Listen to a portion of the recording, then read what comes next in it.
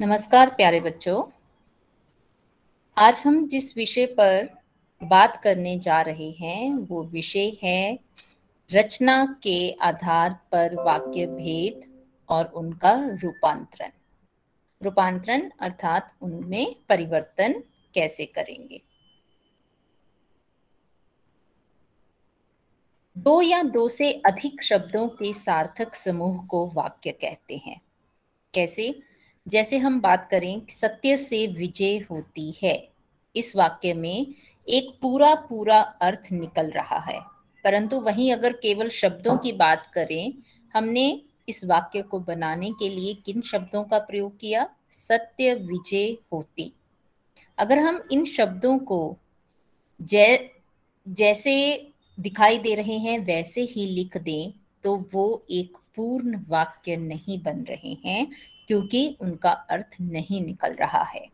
इसे पूर्ण करने के लिए इसके साथ हमें विभक्ति चिन्हों का प्रयोग भी करना पड़ता है। जैसे सत्य से और है, सत्य से विजय होती है। तो इस प्रकार जब एक पूरे वाक्य का अर्थ निकल रहा हो तो उसे हम वाक्य कहते हैं। वाक्यांश शब्दों का ऐसा समूह जिसका अर्थ तो निकलता है परंतु पूरा अर्थ नहीं निकलता है। वो छोटे छोटे वाक्य के अंश होते हैं। तो जैसे उदाहरण दरवाजे पर, कोने में, वृक्ष के नीचे। ये ऐसे वाक्यांश हैं जिनको जोड़कर एक पूर्ण वाक्य बनता है। जैसे हम बोल सकते हैं दरवाजे पर कोई है, कोने में किताब रखी है, वृक्ष के नीचे यात्री आराम कर रहा है। तो इस तरह वाक्यांशों को जोड़कर भी एक पूर्ण वाक्य की प्राप्ति होती है। अब हम बात करते हैं कि वाक्य के भेद कितने प्रकार के हैं, किस प्रकार वाक्य बनते हैं। पहला है अर्थ के आधार पर वाक्य भेद, कि किसी वाक्य को पढ़कर या सुनकर उसका क्या अर्थ हमारे सामने आता है। जैसे कि मैंने बोला कि वह स्कूल जाता है, एक सकारात्मक रूप इसका आ रहा है, ये विधानवाचक वाक्य है। उसमें से क्या अर्थ निकल रहा है? वह स्कूल नहीं जा रहा है, नकारात्मक निषेधवाचक वाक्य है। तो इस तरह उन वाक्य से क्या अर्थ निकल रहा है। दूसरा है रचना के आधार पर वाक्य भेद, जिस पर आज हम चर्चा कर रहे हैं कि जब हमने वाक्य बनाए, वाक्यों की रचना की, तो कितने प्रकार से हम वाक्यों की रचना कर सकते हैं। रचना के आधार पर जब हम वाक्य रचना करते हैं तो उसके तीन भेद होते हैं। कैसे? पहला हम लेते हैं सरल वाक्य, दूसरा संयुक्त वाक्य, तीसरा मिश्रित वाक्य। सबसे पहले हम बात करते हैं सरल वाक्य की।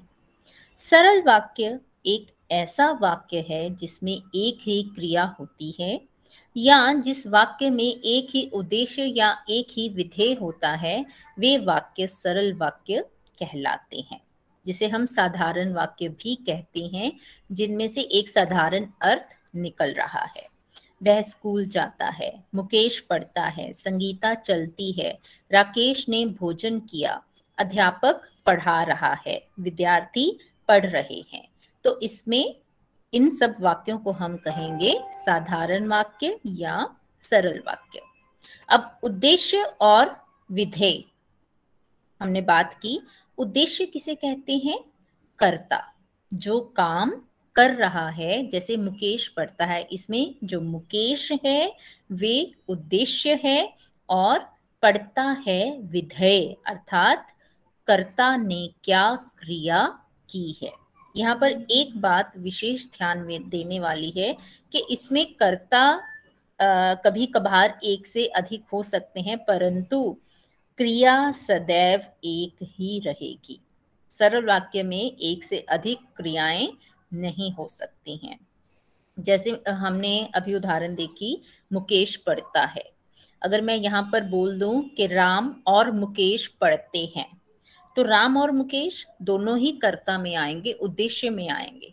तो यहाँ पर कर्ता दो हो सकते हैं, परंतु दोनों क्रिया एक ही कर रहे हैं। क्या क्रिया कर रहे हैं? वे पढ़ रहे हैं। तो इसलिए सरल वाक्य जिसमें उद्देश्य और विधेय होता है, एक से अधिक क्रिया उसमें नहीं हो सकती है। दूसरी जो भेद है दूसरा हमारा रचना के आधार पर, वो है संयुक्त वाक्य, कि जब हम वाक्य में दो या दो से अधिक सरल वाक्यों को आपस में जोड़ते हैं। किसके द्वारा जोड़ते हैं? समुच्चय बोधक अव्ययों के द्वारा। उनका प्रयोग करके हम दो सरल वाक्यों को आपस में जोड़ देते हैं, परंतु यहाँ पर ध्यान रखने योग्य बात ये है कि दोनों वाक्य आत्मनिर्भर हैं, कि अगर हम उनको अलग करें तो दोनों का अपना अपना सार्थक अर्थ जो है वो उनका निकल रहा है, तो वहां हम कहेंगे उनको संयुक्त वाक्य। दोनों को अलग कैसे? जैसे आपके सामने एक वाक्य है, वह सुबह गया और शाम को लौट आया। वह सुबह गया, एक सरल वाक्य। वह शाम को लौट आया, दूसरा सरल वाक्य। दोनों वाक्य आत्मनिर्भर हैं, एक दूसरे पर निर्भर नहीं हैं। और हमने और समुच्चय बोधक अव्यय के द्वारा, किस समुच्चय बोधक का यहाँ प्रयोग हुआ है? और का। इसके द्वारा हमने इनको आपस में जोड़ दिया। अंग्रेजी में आप इनको कहते हैं कंपाउंड सेंटेंस। सिंपल सेंटेंस हमने कर लिया, जिसे हम सरल वाक्य कहते हैं। दूसरा हम संयुक्त वाक्य की बात कर रहे हैं, जिसे हम अंग्रेजी में भी जिसका प्रयोग करते हैं, और उसे हम कहते हैं कंपाउंड सेंटेंस। दूसरी उदाहरण देखिए, प्रिय बोलो, क्या आप मीठा बोलिए, पर असत्य नहीं।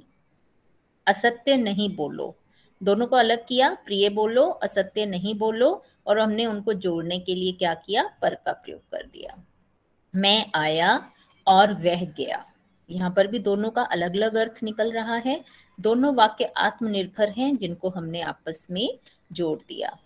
राम, एक उदाहरण और देखिए, राम स्कूल से आया, एक अलग वाक्य है।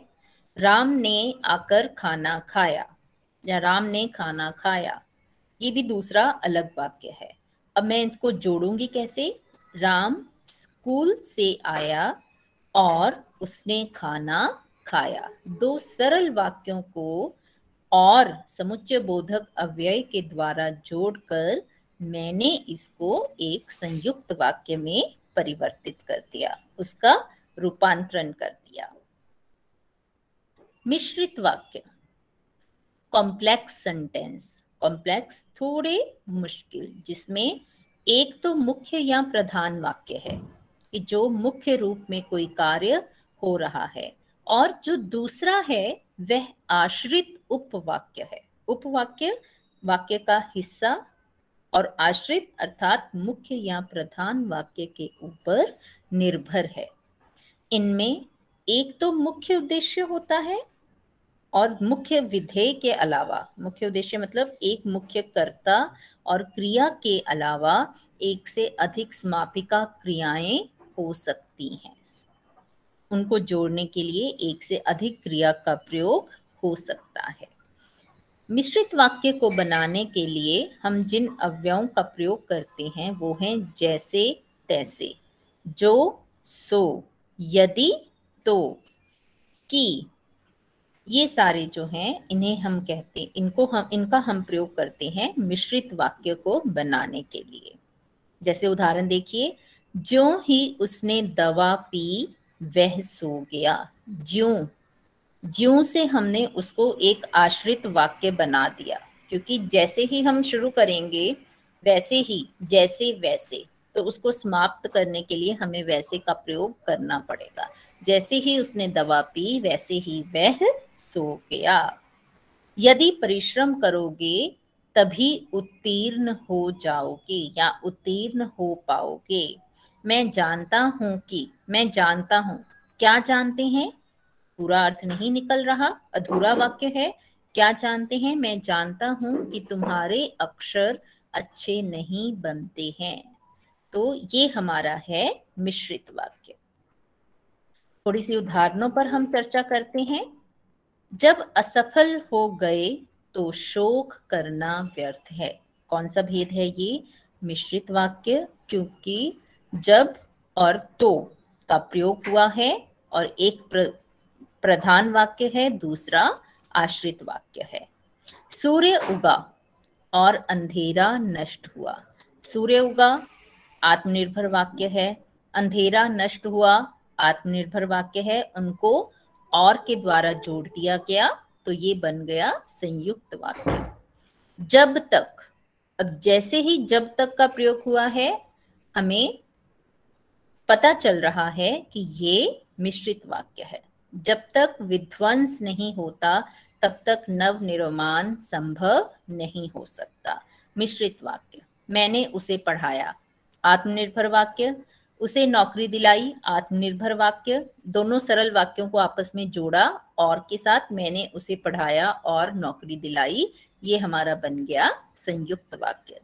मुकेश पढ़ता है, सरल वाक्य। ऐसे ही कुछ और उदाहरणें जैसे हम बात करें, हम कह सकते हैं इसमें जो जैसा करेगा वो वैसा फल पाएगा। इसे हम कहेंगे मिश्रित वाक्य। सरल वाक्य, सूर्य उग रहा है।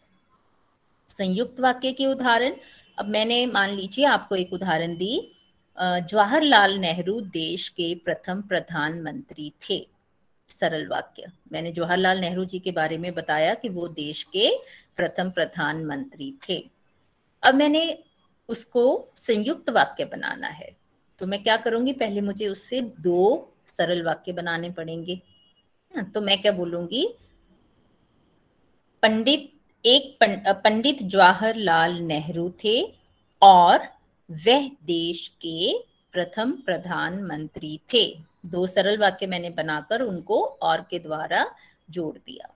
अब मुझे इसी वाक्य को अगर मिश्रित वाक्य में बनाना है तो मैं क्या करूंगी, जो सो का प्रयोग कर सकती हूं मैं। तो मैं क्या करूंगी, जो जवाहरलाल नेहरू थे वो देश के प्रथम प्रधानमंत्री थे। जो के साथ मैंने क्या किया, वाक्य में शंका उत्पन्न कर दी, उसको आश्रित वाक्य में परिवर्तित कर दिया और साथ ही मैंने उसमें प्रयोग किया सो का। तो ये मेरा बन गया मिश्रित वाक्य। तो ये थे बेटा रचना के आधार पर वाक्य भेद। कितने भेद, 3, सरल, संयुक्त